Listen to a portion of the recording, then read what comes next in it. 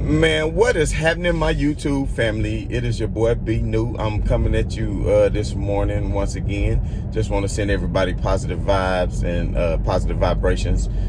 So as you know, we had a lot of games that went on around the association last night. But of course, as always, we're gonna zero in on the most important game for everybody that's out there in Lakers land and everybody that's a LeBron James fan, of course. So the Lakers took on the Atlanta Hawks last night in Atlanta. I always love watching the Atlanta game or going to Atlanta game because the DJ and everybody, they really know how to get fans involved. And one of the fans got a little bit too involved. And before I get into the game, let's first go ahead and just talk about what was trending, and that's Courtside Karen. Courtside Karen was trending last night because I don't know if any of y'all saw it, but she was forced to leave the game last night because of a verbal altercation she got into it with one LeBron James.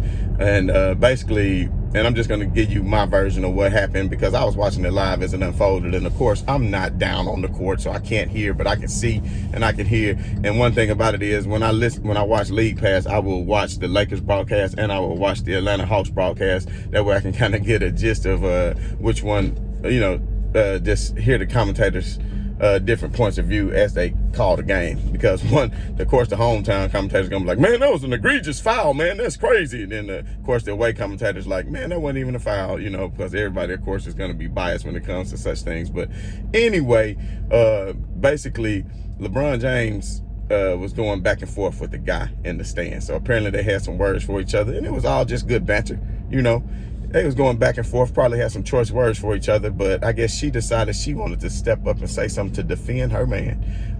So I won't even get into the ins and outs of how I feel about that, but at the end of the day, I just feel like, let that man talk for himself.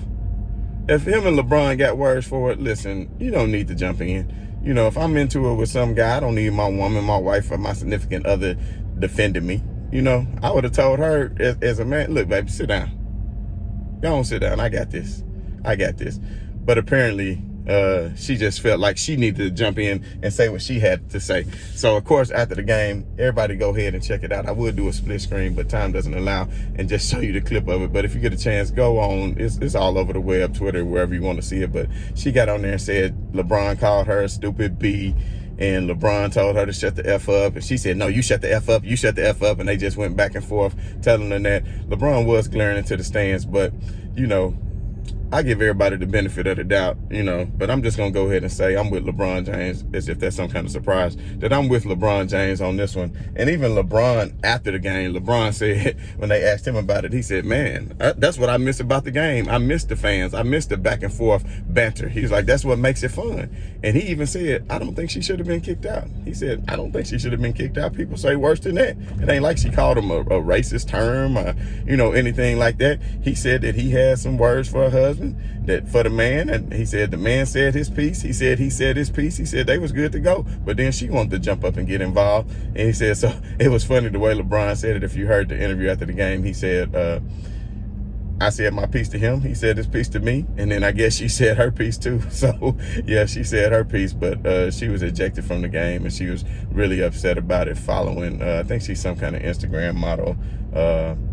But we won't talk about those lips or anything else about her because I try not to just roast people up when I ain't got to. So I'll leave that to y'all in the comments. Y'all feel free to roast the hell out of her all you want to. So anyway, mainly, of course, as usual, I want to focus more so on the game. So the Los Angeles Lakers, of course, were taking on the Atlanta Hawks on the road. And it seemed like I've been on the road with the Lakers, man. This how long this damn road trip been. 7 games, been over a week. The Lakers haven't been on the West Coast. You could tell they was itching to get the game over with so they can get back to the West Coast and get a little bit of Pollo Loco off in their stomach, you know what I mean? So anyway, the Atlanta Hawks previously, I want to say, was like 4-2 or 5-2 against the West. So it's not like they some scrubs. I want to say they already, beat Brooklyn earlier this year. So they a team to be dealt with. But of course, anybody can beat Brooklyn because it's make it take it. They don't have any defense, but we won't get into all that today. But Brooklyn will be playing the Clippers tonight. That's going to be a hell of a game. It's going to be an interesting matchup. Maybe I'll break that down later on. But anyway, getting back to the game, the Los Angeles Lakers traveled to Atlanta to take on the Hawks, who were like 4-2 against the East. And it was just not LeBron James' night tonight. I know he said he doesn't get tired, but to be honest, I won't say he looked tired.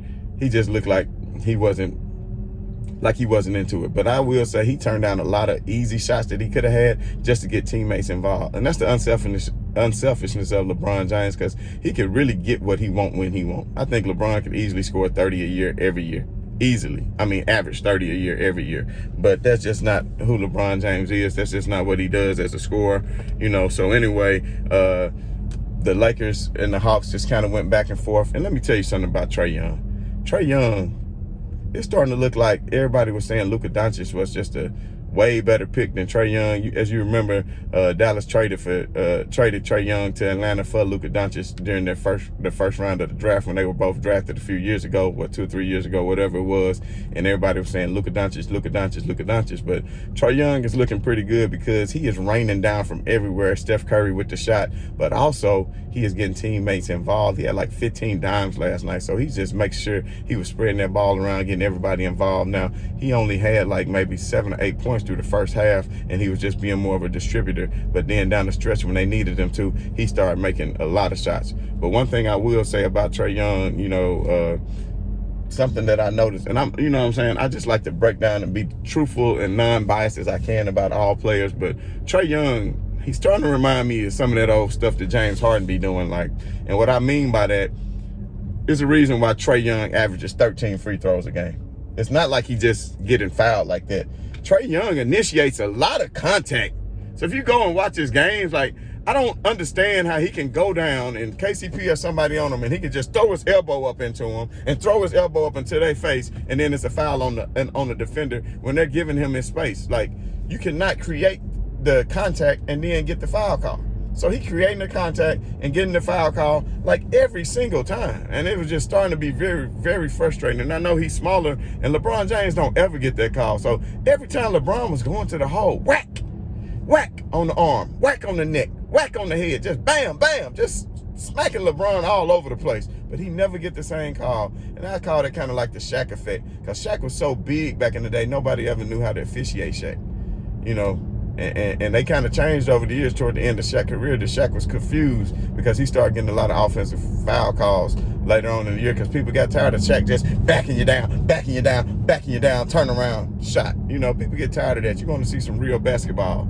You know what I mean? So anyway, Trae Young, I wish he would just control his body more and stop trying to look for contact just to go to the free throw line, man. Just go out here and play ball, man. Nobody want to watch that trash. We want to be entertained as basketball fans. Nobody want to see you keep doing that. At one point, Trae Young even got a tech foul late in the game when the game was real close down the stretch of the fourth quarter because he didn't get a foul call. And I'm sitting up here like, what in the world? Out of all the people in the world crying about a foul call, you sitting up here doing all this crying about a foul call, man. Come on, Trae Young, get yourself together. So anyway, of course, the Lakers were down, and it was starting to look bad for the Lakers. They were up by 9 at the end of the third, but then coming towards the end of the third, Atlanta took the lead by 6. So that was a 15-point swing. Lakers went from being up by 9 to down by 6.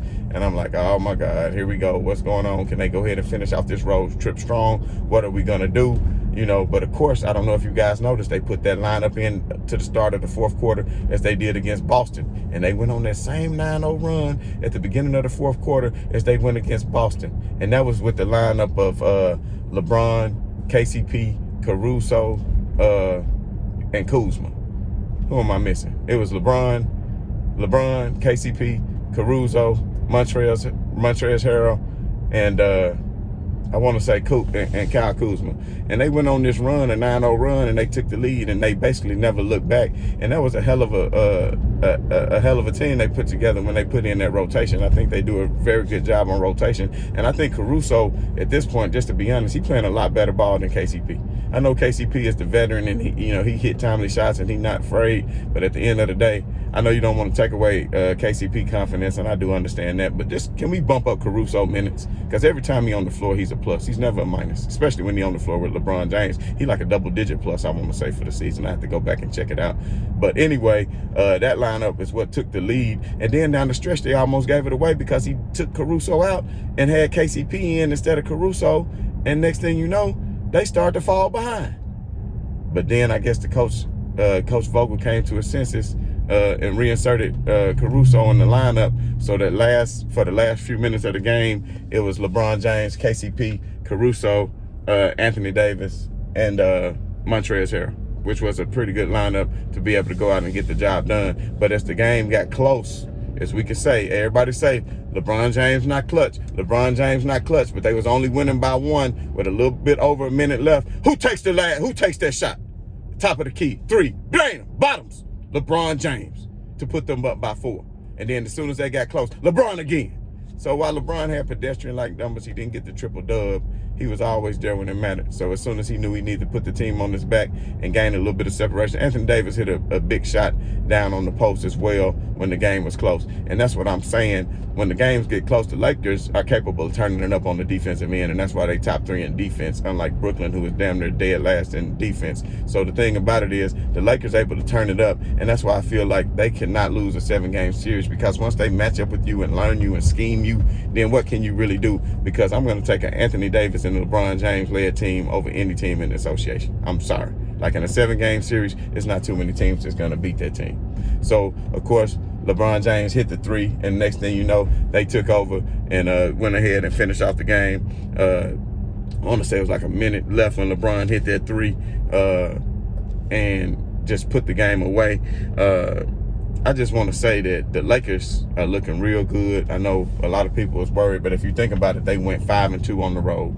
They went 5-2 on the road on a long road trip. Anytime you go 5-2, that's good. 6-1 or 7-0 would have been better, but you got to think the 2 losses they had, one was a game against Detroit where they absolutely shouldn't have lost that game, but they deserved to lose. Detroit outplayed them, and that's just how it was on the road. Anthony Davis did not play that game. LeBron James should have been capable of bringing it home, and he did more than enough, but everybody else kind of came up empty. And then the other game they lost was, of course, to Philly. Everybody saw that nationally televised game where they just fell 1 point short. So anyway, the Lakers, I still think it's the team to beat, even though they not first currently in the West right now. I want to say they second, tied with the Clippers, and Utah is still in their first place spot by maybe a game. So anyway, the Lakers, after this long road trip, are going to have 2 days off. So they'll be off today and tomorrow as they get settled back in, and then they'll be at home to take on Denver on TNT on Thursday night. So everybody make sure you tune in to that. Of course, as we all know, that was a rematch of the Western Conference Finals, what should have been the Clippers, but they weren't good enough to get past Denver. So it was Denver against the Lakers, as we all know. So it'll be a rematch of that, and Jokic is looking like he could be going up against LeBron for the top spot for the MVP in the MVP race, along with Joel Embiid and Kevin Durant. So it'll be a pretty good game. I look for LeBron James to try to go off, and since it's a home game, it's not in Denver with the thin air up there, then I think the Lakers are going to take full advantage of just having that 2 days off and doing what they need to do. But we'll talk more about that later. So tonight's game is going to be very interesting as the Clippers take on the Brooklyn Nets. And I'm just going to go ahead and say it right now. With the way the Brooklyn Nets do not play defense, I'm just going to have to pick the Clippers over them tonight, because I just feel like from top to bottom, they got a deeper team, they're a better team, and they play a lot better defense. So we will see. It's going to be a very interesting matchup. I'm curious to see if Kawhi Leonard would take on the challenge of guarding Kevin Durant during the game and when it really matters. So we shall see all that tonight as it unfolds. Of course, I have a breakdown of that after the game or either the next day. But either way, y'all know how we do it. This is your boy once again, Be New. I'm saying right on to the real. Much love to the haters. Y'all already know what to do. Like, share, subscribe, and I'm out. One love, baby.